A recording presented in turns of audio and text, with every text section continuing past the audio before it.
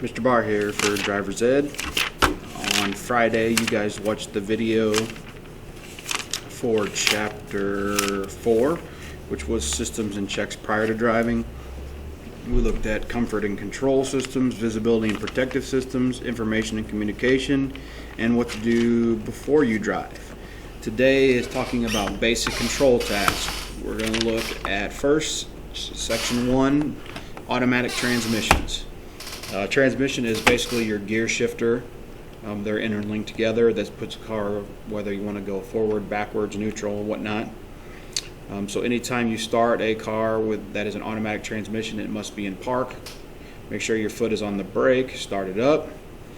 Then you want to engage a gear, again with your foot on the brake, to drive or reverse. And then blinker, check, enter.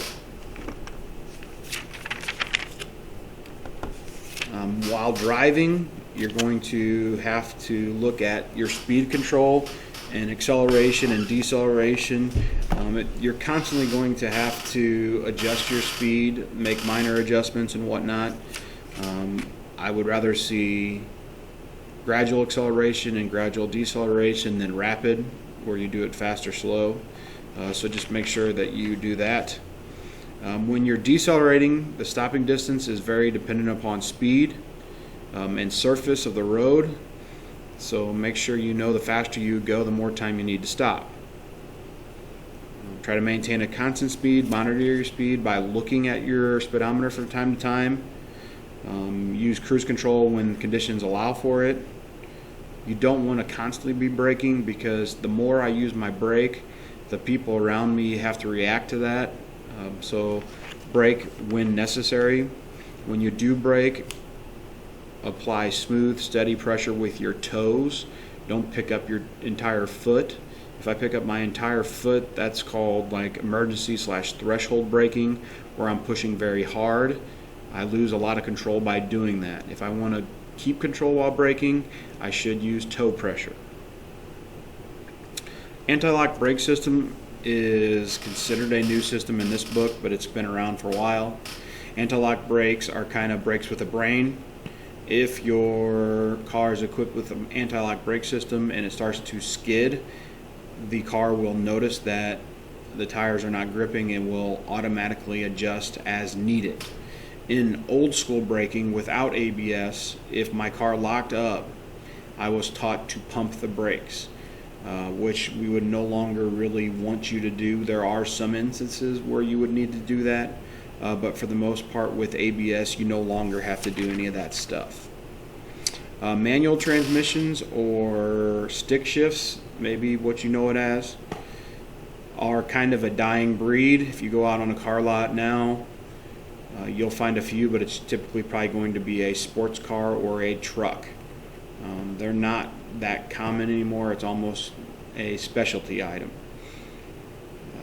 Only difference there is you're going to have an extra pedal, which is the clutch pedal, and you're going to have a shifter knob that you have to shift, unlike your automatic one that you just shift it one time. With a stick shift, you're going to constantly have to make changes. Clutch pedal and gas are kind of like a dance. Clutch goes out, gas goes in, clutch goes out. They're opposite reactors of each other. When I start a vehicle that is a manual transmission, I need to have my foot on the brake and my foot on the clutch. So I start that way, then I put it into whatever gear to accelerate. What I'm trying to find when I'm engaging gears is what's called a friction point. A friction point is where the clutch grabs the transmission, and that's when I'm giving gas at the same time. When I'm accelerating, I usually tell students that you can look at RPMs or speed. Every 10 miles an hour, I say, is the dummy's way to look at changing gears. So from 0 to 10 is first, 10 to 20 is second, 20 to 30 is third, 30 to 40 is fourth, on down the line depending on how many gears you have. So each time you get to a different speed, or if your RPM start to get into the 5-6 range, you need to shift gears. Downshifting is the same way. Put the clutch in and downshift as necessary. Typically when I brake, in a manual, I typically put the car into neutral and then stop, and then I'll go to first gear to go again. I don't usually downshift as I stop.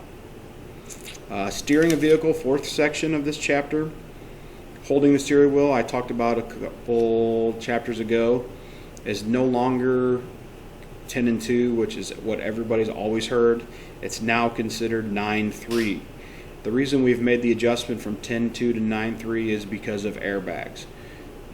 It's less of a risk that the airbag is going to hit my arm by being in the 9-3 position, which makes it safer for me. The entire time that you are driving, you're going to typically be tracking. Tracking is the small, subtle adjustments that you have to make because roads aren't flat and cars don't roll perfectly. If we had cars that were perfect and roads that were perfect, we would not have to worry about tracking. But then you also throw wind in as a variable that pushes on your car, so you're constantly going to have to make subtle adjustments. Anytime I make a turn, there's two approved methods. There's hand over hand and push pull. Hand over hand is when I turn to the right, I cross my hands over to the right, then I cross them back over coming back. Push pull is I pull down on the right and I push up on the left, and then I do the opposite when I'm coming back. So it's one of those deals where either one of those work. Push pull is considered and deemed safer because both hands stay on the wheel at all times.